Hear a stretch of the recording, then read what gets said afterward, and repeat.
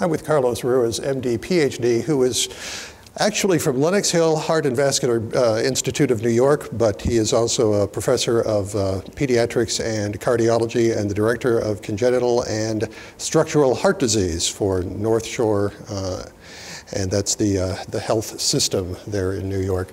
We're talking about new guidelines for valvular heart disease. The last update was 2008. I think the last full guidelines was 2006. A lot has happened. The 2014 guidelines must have been fun to work on because there's so much to talk about. It's been one of the most exciting experiences I had in my academic career. Wow. I think it was really an amazing experience during the process, and it's due to the leadership that we had, with Dr. Nishimura and Catherine Otto, that participating on this experience was exhilarating, was fantastic. So what are the parts that we need to talk about and look at once they're available online, which this will post as soon as it is available online. Right now it's scheduled for March 21st. What's new and exciting that people need to know about? There is a lot of difference from the previous guidelines that we know of. If you look at the way we've been writing guidelines, is almost like writing a book, which makes it very, very hard for the point of service to get that information available. And is that really functional for the clinician? And I think this is an experimental first time the way that we've come up with these new guidelines, which will make it incredibly functional. But more important, it's not just functional, but it will be a live document.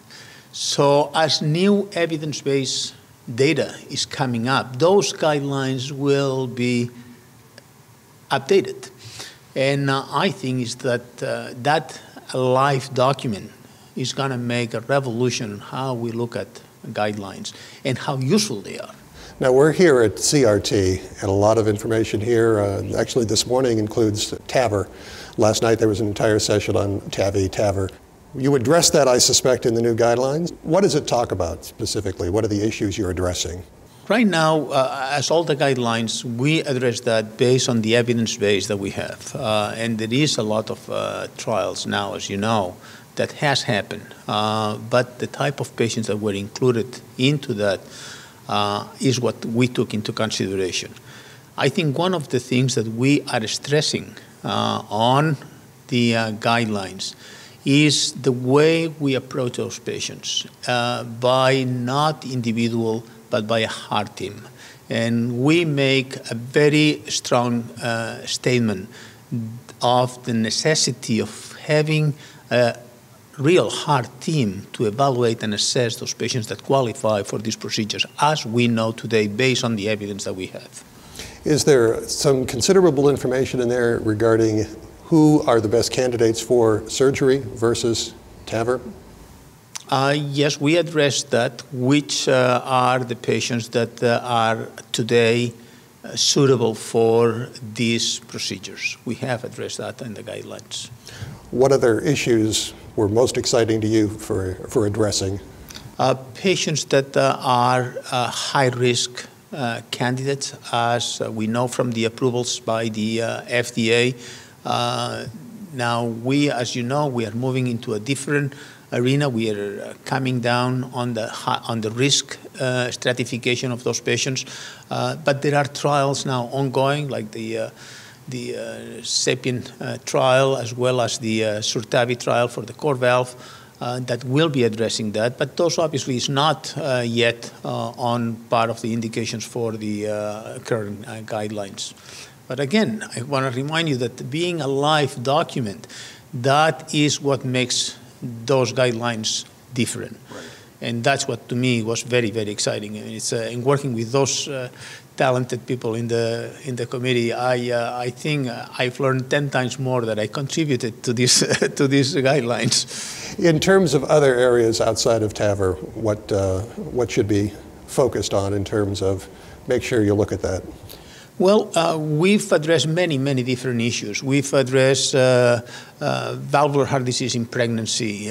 We've looked at other guidelines and tried to put a more coordinated effort throughout the different guidelines that are in existence, like the European guidelines, or for example, the guidelines for electrophysiology that cross-reference with valvular heart disease. And I think this is the first time that we really come up with this strategy, which is, to me, the best guidelines I've ever seen.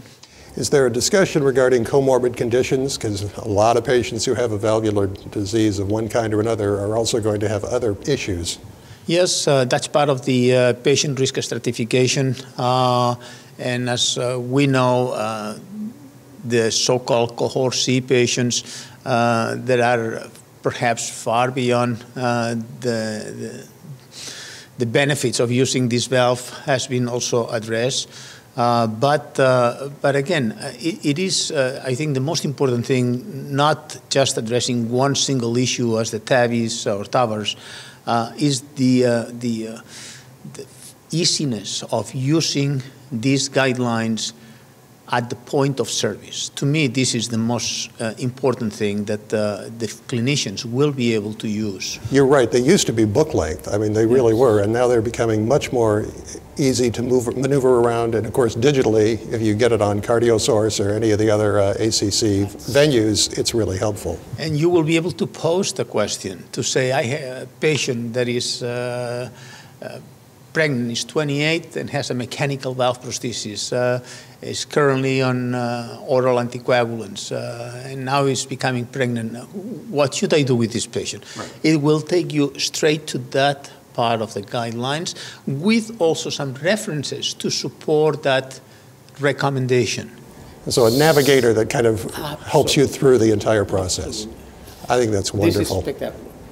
And this is coming out in JACC, if I remember right? That's correct. It'll be published in the Journal of the American College of Cardiology, and it will be posted online, so you can go through cardiosource.org, or you can go directly to JACC and find it. It'll be posting online as of March 21st.